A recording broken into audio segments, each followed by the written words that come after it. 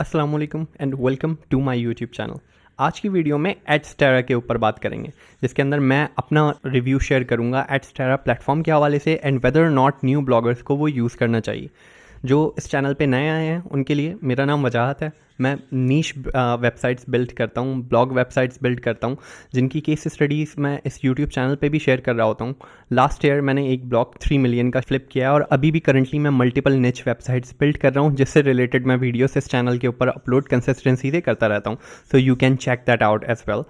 मैं personally Adsterra किसी को भी रिकमेंड नहीं करूँगा और ना ही मैं यूज़ करता हूँ। And let me share the red flags with you कि why you will waste time on Adsterra. मैं अपना वक्त ज़ाया नहीं करना चाहता और मैं क्यों चाहूँगा कि कोई भी मेरा न्यू फेलो ब्लॉगर इस कम्युनिटी के अंदर अपना वक्त ऐसे प्लेटफॉर्म्स पे ज़ाया नहीं करे।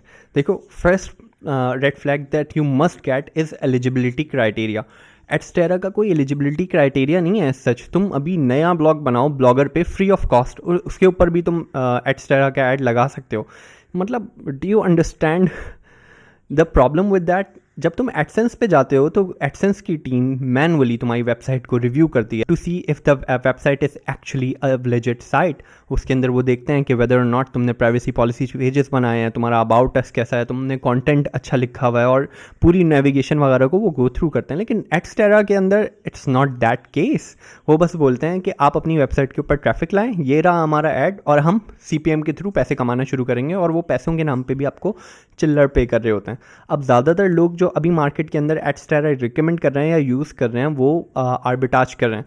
आर्बिटाज का मतलब ये है कि वो कहीं और से ट्रैफिक उठाते हैं, उसको अपने ब्लॉग के ऊपर शेयर करते हैं, जो कि और ज़्यादा सस्ता होता है। मतलब एडस्टेरा से उन्होंने $1 पर 1000 विजिटर्स लिए हैं अज्यूमिंग, तो वो जो जहाँ से ट्रैफिक बाय कर रहे होंगे वहाँ से उनको 50 सेंट्स का ट्रैफिक पड़ रहा होगा, और जो 50 सेंट्स या 50 पैसे बच गए बीच के अंदर वो उनका प्रॉफिट हो गया। तो लोग इस तरीके से एडस्टेरा के ऊपर काम कर रहे हैं, which is not legit way of working. This is not how blogging works. तो simply because of that I do not recommend it in the first place. भाई, एक तो ये कि कोई एलिजिबिलिटी क्राइटेरिया ही नहीं है, और दूसरा ये कि सारा जुगाड़ू काम हो रहा है इंडस्ट्री के अंदर। और भाई देखो, जुगाड़ू काम ज़्यादा लंबे अरसे नहीं चल सकता। This is not something long term.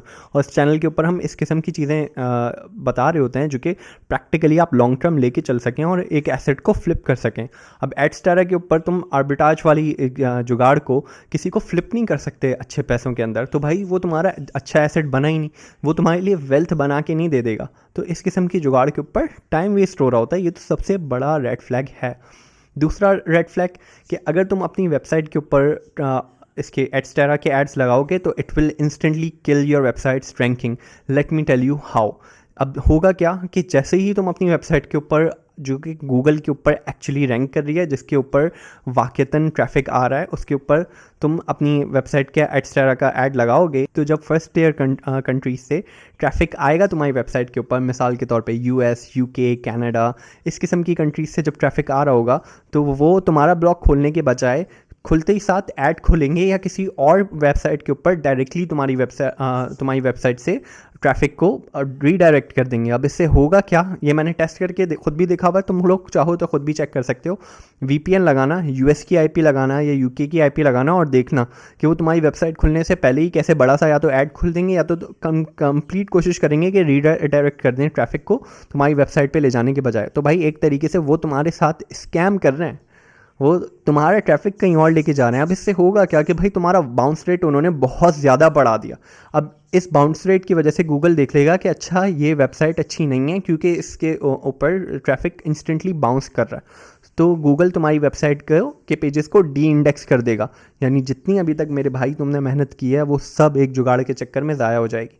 Now I understand लोग क्यों एडस्टेरा के ऊपर पीछे भाग रहे होते हैं और इतना यूट्यूब के ऊपर कंटेंट क्यों वहाँ पे अवेलेबल है। देखो, बहुत सारे जो हज़ारों ब्लॉगर्स हर साल नए ब्लॉग्स बनाते हैं या इस फील्ड के अंदर फर्स्ट टाइम एंटर कर रहे होते हैं, उन सबको बहुत ज़्यादा जल्दी होती है गूगल एडसेंस लेने की।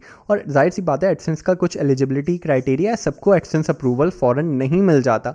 इसी मसले को फेस करते हुए वो क्या करते हैं, ऑल्टरनेटिव्स तलाश करते हैं कि भाई हमें कहीं और मिल जाए या कहीं और मिल जाए। तो उस चक्कर में वो एडस्टेरा जैसी छोटी कंपनीज़ के ऊपर चले जाते हैं, और जिसकी वजह से उनका वैल्यूएबल टाइम या तो वेस्ट हो जाता है या तो उनके एसेट को ही वो बिल्कुल ही गिरा देते हैं, उसकी वैल्यू को डंप कर देते हैं। तो भाई I wouldn't recommend you investing your time in Adsterra. इससे फजूल हरकतों से बचो। I would rather recommend you to spend time and increase value on your blog to get Google AdSense approval। और Google AdSense भी भाई तुम्हारी पहली सीढ़ी है, आखिरी सीढ़ी नहीं है। Google AdSense के बाद तुम Ezoic पे जाओगे, मीडिया वाइन पे जाओगे, फिर कैफ़े पब्लिशर है, बहुत बड़े बड़े एड्स नेटवर्क पड़े हुए हैं ऑनलाइन जो तुम्हें बहुत ज़्यादा पैसे देने के लिए तैयार हैं।